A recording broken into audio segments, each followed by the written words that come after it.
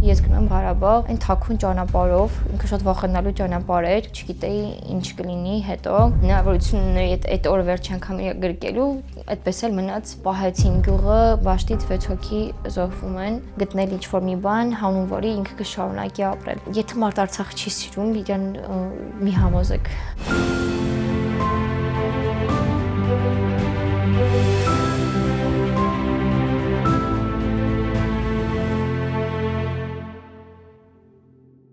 Աննա Հարությունյան, 26 տարեկան, ծնվել մեծացել եմ Շուշիում,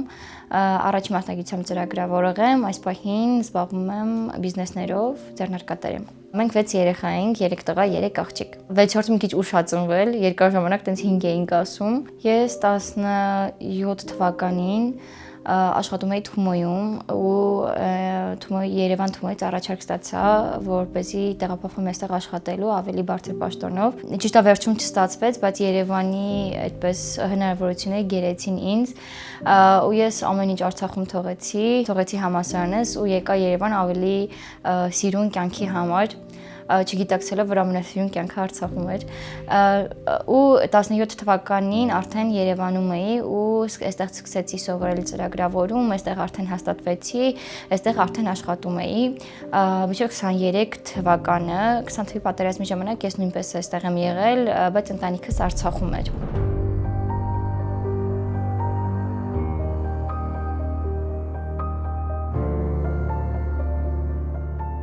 Կիներ բոյով,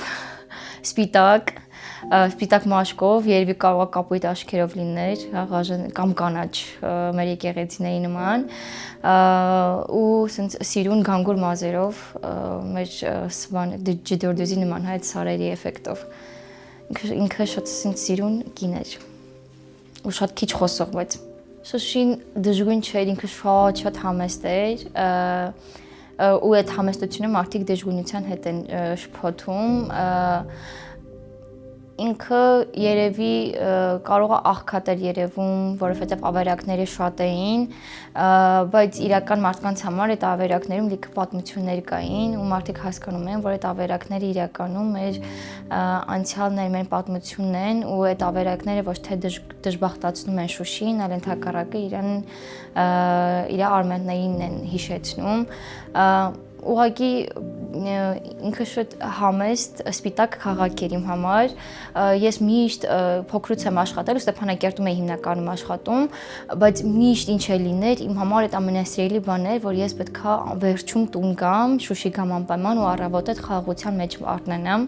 շատ եմ սիրել Շուշին, այդ հանգստությունը ես կյանքում էլ ոչ միտեղ չեմ գտնի ու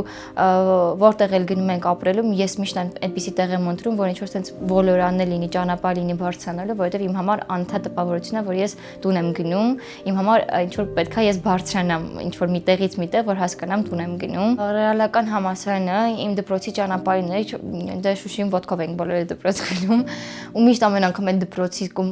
մոտով անցնելիս, այսպես նայում եմ, ասում եմ ինչքան սիրուն է շենքը, աչքես փակվում է, պատկերացնում եմ այդտեղ ժամանակին ոնց էին 18-րդ դարի մարդիկ ոնց էին դպրոց գնում, ինչ լավ դպրոց էր ինքը, ինչ լավ ճեմարան էր ու սենց նայում էի, ասում եմ ես երազանք ունեմ, որ ես մեծանամ, այդ տեղը դպրոց դարձնեմ ու հենց բազմազավակ ընտանիքների երեխաների համար, որովհետև բազմազավակ ընտանիքի երեխաները շատ ժամանակ ուշադրությունը իրենց քիչ է լինում, բայց իրականում իրենք շատ տաղանդավոր են լինում ու այդ իմ երազանքն է, որ ռեալական է դարձնեմ դպրոց ու այնտեղ բազմազավակ ընտանիքի անդամների երեխաները սովորեն։ Ջդորդուզը բոլորիս հանգստության վայրն էր, ինքը ինձ թվում է ամբողջ արցախցիների հանգստության վայրն էր ու շատ հանգիստ այդ մեր հյունոտի այդ ձայնը ներքևից, մաքրությունը, մայիս ամսին, երբ որ ռամաշկաներն էին աճում ու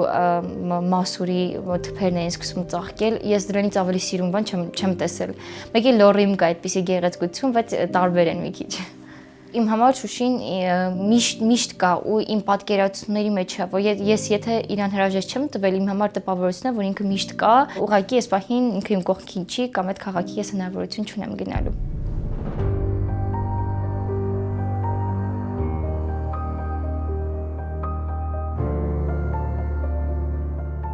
21 20 թվականին ընտանիքս պատերազմից հետո քանի որ Շուշին արդեն կորցրել էինք ու մենք արդեն այստեղ բնակարան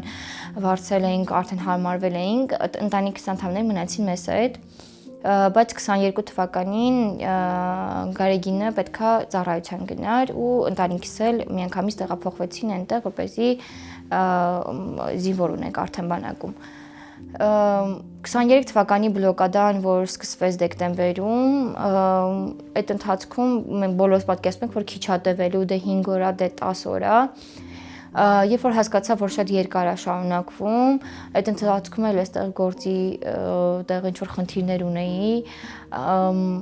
առանց մտածելու այդպես ասացի, ես գնում եմ Ղարաբաղ ու պապան ասաց, լավ, եթե ուզում ես արի, մարտի 14-ն էր, այդ ընթացքում, որովհետև ամեն անգամ ծնողներիդ հետ խոսելուց հասկանում ես, որ խորանում է, ինչ-որ անդունդ է, որ խորանում է, ու դու չգիտես այդ մարդկանց էլ երբ կարողանաս տեսնել էկրաններից այն կողմ, ինչ-որ ինչքան վատ սցենար կա պատկերացնում ես, վերադարձա Արցախ մարտի 16-ին, այն թաքուն ճանապարհով, ինքը շատ վախենալու ճանապարհ էր, այդ այն ճանապարհն էր, որտեղ 3 մեր ոստիկաններին մարտին սպանեցին, նույն այդ ճանապարհով մենք հետ վերադարձանք, բայց եթե ասում եմ, եթե վերջը այստեղ պետքա լինի, թող այստեղ լինի, բայց ես կյանքում չզղջամ, որ հետ չվերադարձա, որտեղ ամենավատ բանն է զղջալը կյանքում, ինչ-որ բան չարածի համար, ու իմ այդ կյանքի կատարած ամենաճիշտ որոշումն էր, վերադարձա Արցախ ու իմ կյանքը 6 ամիս տոտալ երջանկության մասին էր, 6 ամիս ես Գարեգին փոքր էի հիշում, ես հետո վերադարձա ու տեսա Գարեգին արդեն տղամարդ, ես հնարավոր իմ քույրիկները, 2 քույրիկներ իրանք, որ Երևանում եմ, իրանք Գարեգին չեն հիշի այդպես, որտեղ չեն տեսել, իսկ ես այդ երջանկությունը ունեցել եմ, ես հետ եմ վերադարձել, ես աշխարհի ամենաերջանիկ մարդն էի, որ իր հետ այդ 6 ամիսը կարողանում էի շփվել, խոսալ, այնքան բաներ ենք անում, ինչ-որ բաներ ենք կազմակերպում բոլորի հետ, ինչ-որ տեղեր ենք գնում, բոստան էինք անում, տնեցիկին համոզել ենք, որ բոստան անենք, Խոջալու բոստան էինք անում, հավ էինք պահում, ինչ-որ չգիտեմ որտեղից խոզ էինք գտել, բերել, ինչ-որ բերում էինք, նման ես ու Գարեգին ինչ-որ տենց անընդհատ ինչ-որ բաներ էինք անում, 23 թվականին ես հասկացել էի, որ օղակը արդեն նեղացել է, արդեն ավելի քիչ են մարդիկ, հավանականությունը արդեն, որ հաջորդը մեր ընտանիքն է, ավելի շատ է, ու այդ ընթացքում ուղղակի անխնա վայելում էի Արցախը, վայելում էի ընտանիքիս անդամների ներկայությունը, որովհետև չգիտեի ինչ կլինի հետո, ու սեպտեմբերի 16-ին էլ երբ որ արագ-արագ այդպես դրիվոգա էին տվել, արագ-արագ հավաքում էին Գարեգինի վեշերը, որ բոստանից էինք բաներ բերել, դնում էինք եւ այլն, վերջում սենց ուզում եմ մոտենկանայի գրկեի, բայց չգրկեցի այդպես էլ, որ ասում եմ մարդիկ զղջալը վատ բան է, մինչև հիմա այդ ինչ-որ մի բան կա, ասում եմ, բայց կարող վերջի անգամ գրկեի, համ ուզում եմ գրկեմ, համ ասում եմ կարող վերջի անգամ, հետո մտքում եմ խի վերջի անգամ ու այդպես էլ չգրկեցի, ու այդպես իմ համար այդ զգացողությունը, որ ես հնարավորություն ունեի այդ օրը վերջի անգամ գրկելու, այդպես էլ մնաց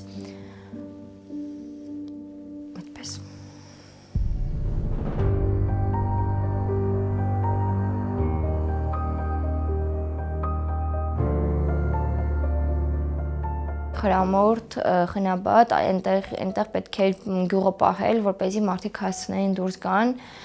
Գարեգինը չտա 20 տարեկան էր, բայց իրենց թիմը ամբողջությամբ ինքն էր, բոլորը իր հրամանատարները ասում էին, որ միակ մարդը, որ կարողացավ բոլորին հավաքել այդ Գարեգինն էր ու գնացին իրանք խրամորդ ու պահեցին գյուղը, պահեցին առանց մի զոհի, պահեցին արդեն վիրավորներ ունեին, բայց երբ որ արդեն վերջացրել էր զինադադար էին արդեն տվել, ամսի 20-ն էր, մենք խոսացել էինք իր հետ ամսի 10-20-ի առավոտը խոսացել էինք, քերի տղանել էր ծառայում, Մարատի հետ էլ խոսացինք, լավ էր, շնչում էինք արդեն, բայց ժամը մոտավորապես 1-ի կողմերը իրենք արդեն գնում են, որ վիրավորներին հանեն, այդ ընթացքում իրենց վրա կրակում են ու իրենց վաշտից 6 հոգի զոհվում են, իր հրամանատարի հետևից էր գնացել։ Սեպտեմբերի 20-ին, սեպտեմբերի 21-ին, երբ որ իմացանք լուրը, ես այդ գիշեր երազ եմ տեսնում, որ ամբողջ արցախցիները օպերայի այսպես բանով վերև են բարձրանում, ամբողջ արցախցիները ինչքան ծանոթ ունեն, բոլորը այդ հատվածով գնում են ու այդ ամբողջի մեջ Գարեգինն էր զինվորական հագուստով, ու ես անդադ դեպի իրան եմ ուզում գնամ, բայց ինքը պտտվում է հետ է գնում։ Ես իրան այդպես էլ չեմ հասնում, ու երբ որ առավոտ արթնանում եմ, լուրը իմանում եմ, հասկանում եմ, որ ինչ որ երազս իրականացել է ու մենք ոչ թե ես էլ Գարեգինը չունենք, այլ նաև մենք Արցախը չունենք արդեն ու մենք այդտեղից գնալու ենք, բայց իմ ընտանիքի անդամները ընդհանրապես չէին ուզում հավատալ դրան, ու ես ինչքան իրենց համոզեցի, խնդրեցի, աղաչեցի, այլ արդյունք չմնաց, որ խնդրեի, որ Արցախում չհուղարկավորենք, բայց ամսի 23-ին հուղարկավորեցինք, բայց ոչ եղբայրականում, պապիկի հանգիստ գերեզմանի մոտ, գերեզմանում, ու ամսի 23-ին հուղարկավորեցինք, ամսի 25-ին արդեն պայթյունից հետո որոշեցինք, որ մենք ենք լքում Արցախը։ Ծնողներս չուզեցին, ասացին, որ ինքը իր հողում է, ինքը իր պապիկի մոտ է, ինքը այս հողի համար է զոհվել, ու մենք կգանք էլի այստեղ։ Չգիտեմ, իրականում այնքան հակասական զգացողություններ են, մեկ-մեկ մտածում եմ, իրոք այդպես է, մեկը մարդու մարմինը հող է դառնում, հա, բայց կարող է լավ է, որ ինքը իր հողում է մնացել, որովհետև ինքը այդ հողի համար է զոհվել։ Մեկ-մեկ էլ գերեզման գնալուց ուզում ես, որ այդտեղ լինի, մտածում ես, որ ինչ-որ դավաճանել ես, թողել ես, եկել ես, իր գերեզմանի ոչ մեկ ծաղիկ չի դնում, այդպիսի զգացողություններ կան։ Պապայի ընկերներից մեկը իրաց գերեզմանացում տարածք է տվել, այսպես խաչքար ենք դրել, նկար ենք դրել, ու այդպես տեղ ունենք գնալու, ուղղակի տեղ ունենք գնալու։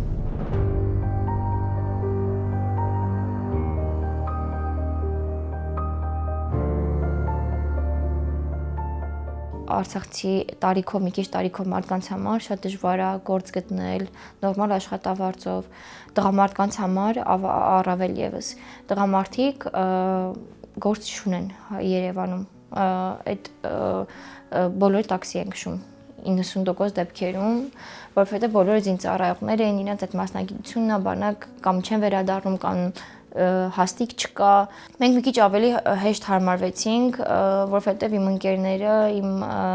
շրջապատին շատ օգնեց։ Մենք ունենք Healthy Food by Սրտանց առողջ սննդի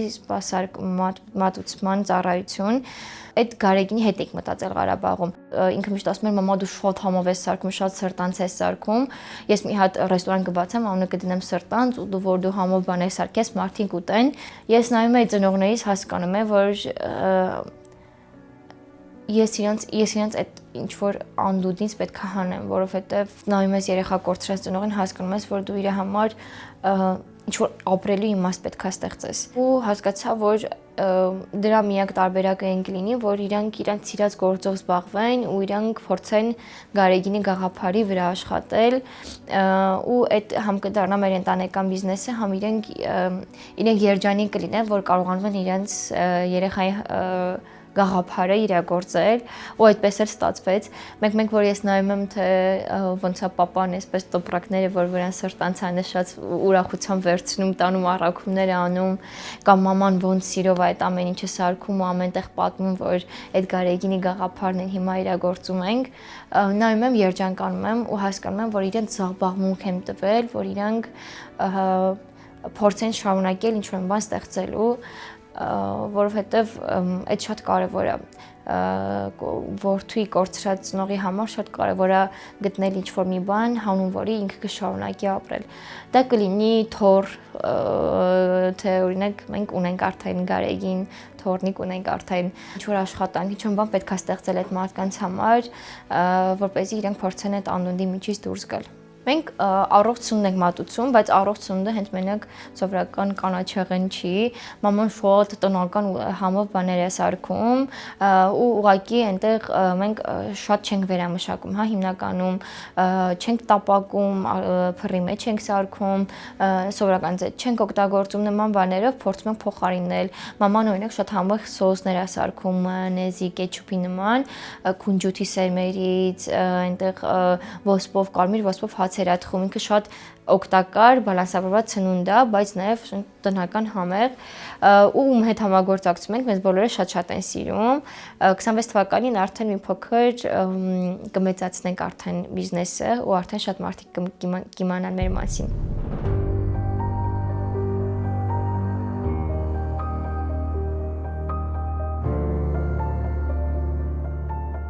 Ես չեմ կարա Արցախում չեղած մարդուն բացատրեմ, թե ինչ է Արցախը, որովհետև ինքը մի հատ անիրական բան է, ինքը մի հատ տեղ է, որտեղ որ այսպես չգիտեմ, դրախտային տեղ է, որտեղ որ մարդիկ երջանիկ են, մարդիկ իրական կյանքի արժեքը հասկանում էին, մարդիկ գնահատում սիրում էին իրար, մարդիկ իրար հանդեպ հոգատար էին։ Բացառություններ իհարկե շատ կային, բայց Արցախը մի հատ այսպես շատ մաքուր, խաղաղ տեղ էր իմ համար, չնայած պատերազմներին։ Պատերազմները իրան ավելի են խաղաղացնում։ Պատերազմներից հետո մարդիկ ավելի շատ էին գնահատում այդ հողը։ Պատերազմներից հետո մարդիկ ավելի շատ էին սիրում ու իմ կարծիքով մենք քիչ սիրեցինք Արցախը, մեր սերը բավական չէր, մենք այդքան էլ իրական չգնահատեցինք Արցախը, ես իմ անունից եմ ասում, ես այդքան չէի պատկերացնում, որ ինքը այդքան շատ քաղցր է, որ ինքը այդքան շատ արժեքավոր է, որ իրան պետքա 17 թվականին չգնալ Երևան ու ավելի լավ կյանքի հետևից, որ այնտեղ է կյանքը իրական, ու ինձ նման լիքը մարդիկ չէին գիտակցում այդ, իսկ պատերազմները այդ վերարժևորում էին։ Արցախը պետք էր տեսնել ու սիրել ու զգալ։ Արցախը ուղղակի շենքեր չէր, Արցախը պատմություն ուներ ու դարերի պատմություն ուներ, ու այդ պատմությունը իրան օրեցօր ավելի էր սիրունացնում ու ավելի էր իրան արժևորում։ Եթե մարդ Արցախը չի սիրում, իրան մի համոզեք, ինքը Հայաստանն էլ չի սիրի, ինքը իր ծնողին էլ չի սիրի, ինքը իրան զավակին էլ չի սիրում։ Այդ ուղղակի խոսքեր են, եթե մարդը իր հայրենիքի մի մասը չի սիրում, ես չեմ կարող պատմել, իսկ Արցախը Հայաստանի մի մասն է։ Հա, ես Լոռին ավելի շատ եմ սիրում, քան Գյումրին, բայց ես չեմ կարող ասեմ Գյումրին չեմ սիրում։ Ես սիրում եմ, ես Հայաստանի ամեն մի մասը շատ եմ սիրում։ Այս իմն է ու ես ամենձև կարճած ուզում եմ այնպես անել, որ ես այս հողում մնամ։ Շատ ընկերներ ունեմ, որ իրենց կարող եմ պատմել, բայց մի տեսակ չեն հասկանա, բայց ոչ թե չեն հասկանա, որովհետև լավ մարդ չեն, որովհետև չեն կարող հասկանալ, այլ չեն հասկանա, ուրիշ ոչ մի բան։ Կորուստ ունեցող մարդուն կարա հասկանա, մենակ կորուստ ունեցող մարդը դիմացին է կարա ապրումակցի, բայց չի կարա հասկանա, այդ տարբեր են։ Արցախցուն կարող է հասկանա մենակ արցախցին, դիմացինը կարա էլի ապրումակցի, բայց չի կարա հասկանա։ Այդ ամեն ինչի մեջ դու անընդհատ ուղղակի պտտվում ես դեպի քո արցախցիները, որ մի բան հիշեք, մի բան խոսակ, հիմա մինչև վերջը չենք ուզում ընդունենք, որ Արցախը չկա։ Ես այդպիսի արցախցի չեմ ճանաչում իմ շրջապատում, որ ինքը մինչև վերջ հարմարվում են դրան, չեն հարմարվում մարդիկ, այդ բառը ինտեգրվել, հարմարվել, այդ չկա նման բան, ինտեգրվում են առօրյա հոգսերով, ինտեգրվում են ֆինանսական խնդիրներով, այդ ամեն ինչով ինտեգրվում են, լուծումներով, այդ ամեն ինչով ինտեգրվում է, հարմարվում է մարդը, շատ հարմարվող կենդանի է, բայց մնացած ոչ մի բանով ինքը երբեք ինքը չի ինտեգրվելու։ 90 տարեկան էլ լինենք մենք, նայելու ենք, ասենք, մեր թորներին այդ նույն հայացքով, նույն դողացող ձայնով ենք պատմելու Արցախի մասին ու հավատանք մի օր, որ հետ ենք դառնալու։